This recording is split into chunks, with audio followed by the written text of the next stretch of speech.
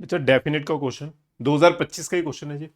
बच्चों देखो, इस क्वेश्चन में 0 to π/4 sine theta plus cos theta upon 9 + 16 sine 2 theta.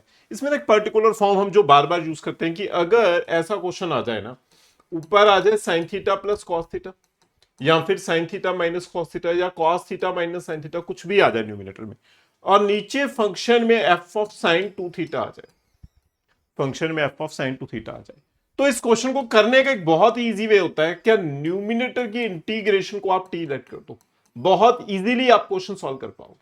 मैं दोबारा बोल रहा हूं किस फॉर्म में, अगर ऊपर sine plus cos, sine minus cos, या cos plus sine, cos minus sine आ जाए, नीचे साइन 2 थीटा आ जाए फंक्शन में, तो इस टाइप के क्वेश्चन में क्या करेंगे कि न्यूमिनेटर की इंटीग्रेशन को टी लेट कर दो, बहुत इजीली क्वेश्चन सॉल्व हो जाएगा।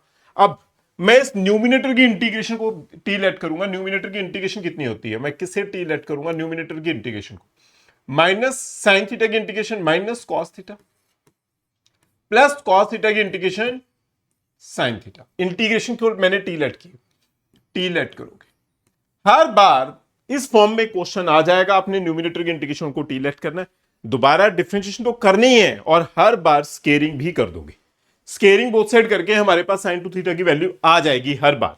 देखो किस तरह से, मैं दोबारा डिफरेंशिएशन तो कर ही दूंगा, मतलब इसकी डिफरेंशिएशन तो करोगे, कितनी टर्म बनेगी, sine theta plus cos theta is equal to D T by D theta, तो ये D theta by D T बन जाएगा। क्लियर है? अब इसी पार्ट की, इस पार्ट की हम स्केयरिंग भी कर देंगे, हर बार ये सेम स्टेप ही करना है इस पर्टिकुलर फॉर्म के अंदर, बड़े इजीली क्वेश्चन सॉल्व होगा।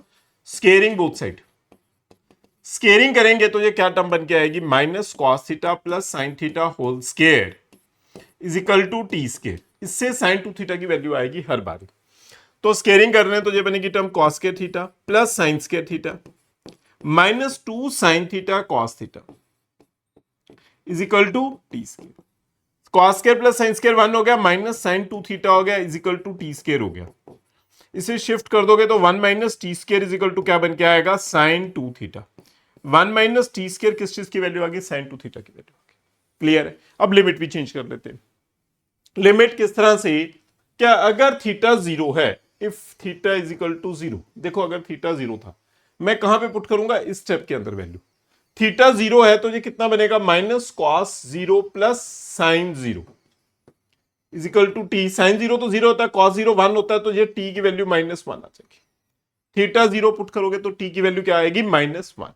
सिमिलरली अब आप थीटा की वैल्यू क्या पुट कर दो, थीटा की वैल्यू π/4 भी पुट कर लेते हैं। अगर थीटा π/4 पुट करोगे, π/4 ऊपर से आए, अगर थीटा की वैल्यू π/4 पुट करोगे तो इसी जगह पे पुट करोगे ना, तो कितना बनेगा, minus cos 45 plus sign 45।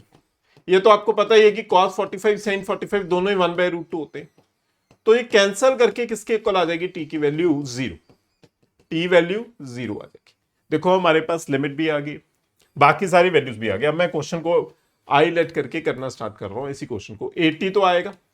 Limit देखो, जब 0 थी तो -1 आ जाएगा, जब π/4 है तो 0 हो जाएगा। Sign theta cos theta D theta, इस पार्ट को sign theta cos theta D theta, इसे क्या लिख सकते हैं, dt। Sign theta plus cos theta D theta को क्या लिख सकते हैं, dt।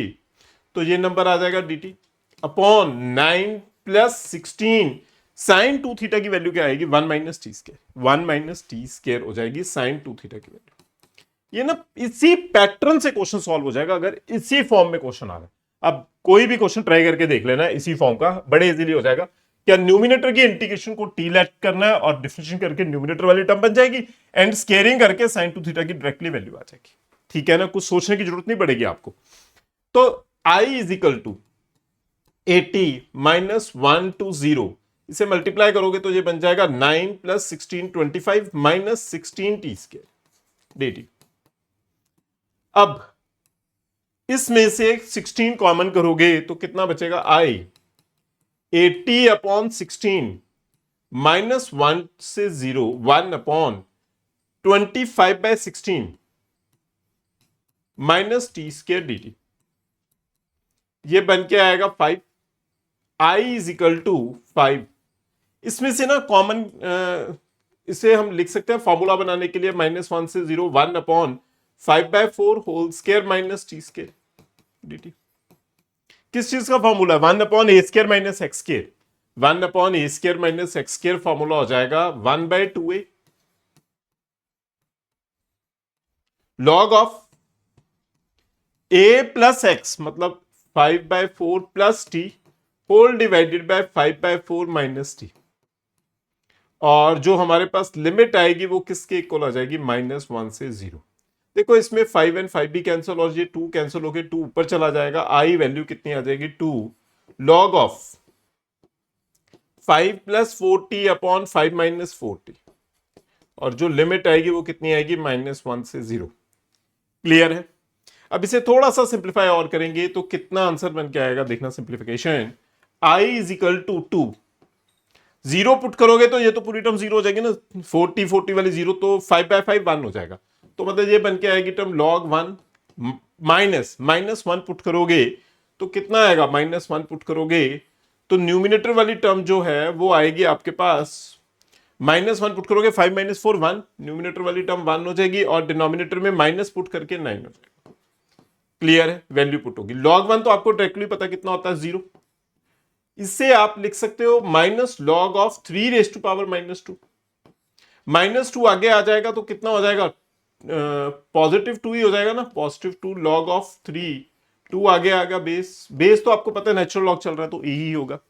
तो 2 × 2 4 log base log 3 to the base, ये सारा नेचुरल लॉग होता है, ये आपको बेसिक पता ही होगी। क्लियर है। तो ये ऑप्शन कौन सी बन के आ गई, ऑप्शन ए हमारा फाइनल आंसर बन के आ गया। इजी क्वेश्चन है, बस इस पैटर्न को फॉलो करना, हर बार बड़े इजीली आप क्वेश्चन सॉल्व कर पाओगे। Thank you student.